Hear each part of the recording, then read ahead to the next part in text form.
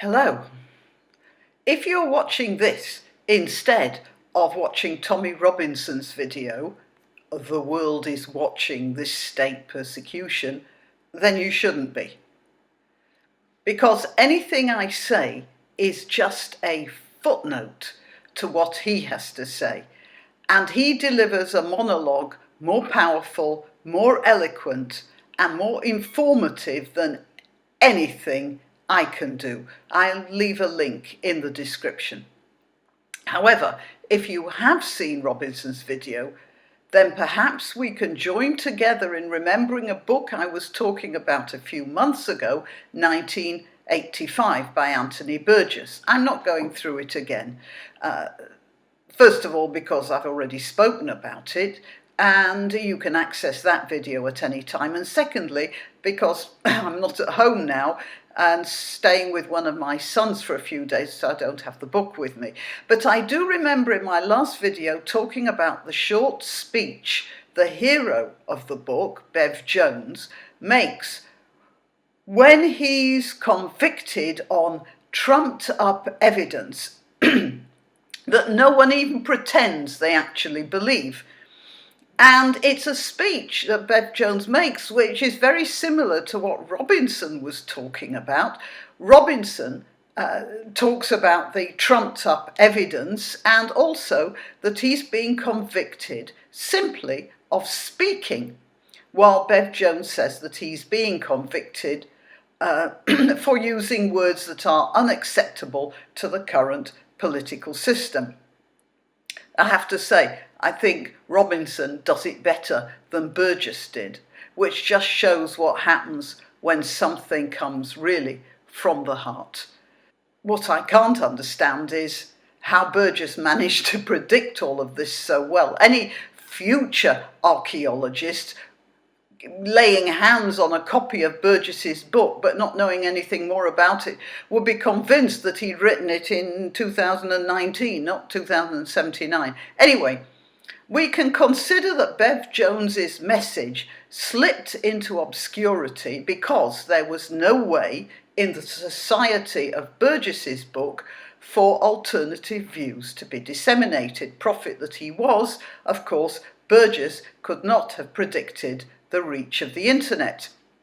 And we who watch these sorts of videos, we believe that everyone in the world knows what's happening. Tommy Robinson himself says, "The world is watching." But perhaps Bev Jones's predicament isn't as distant as all that because, well, yes, a section of the world is watching. But I've got news for you, you woke YouTubers. We're not the whole world. I want to remind you there are still millions of people who don't watch YouTube and who get their information solely from the MSM. TV, newspapers, that's it.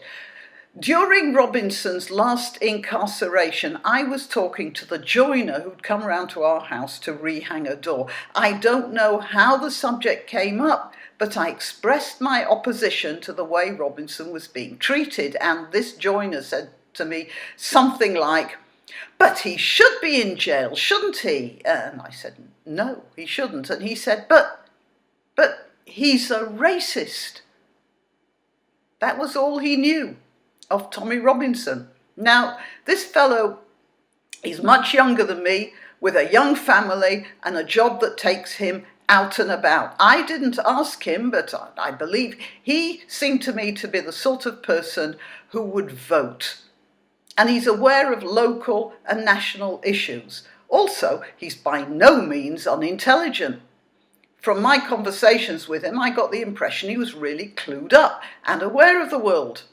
That is, aware of the world as it is being related to him by the MSN. Because he doesn't access YouTube for anything more than, well, the occasional funny video and sometimes some carpentry hints and tricks. And it occurred to me that he is absolutely the sort of demographic that the government are counting on when they're doing what they're doing, because they know that the vast majority of the population don't have time to sift through YouTube videos to find out what's really going on.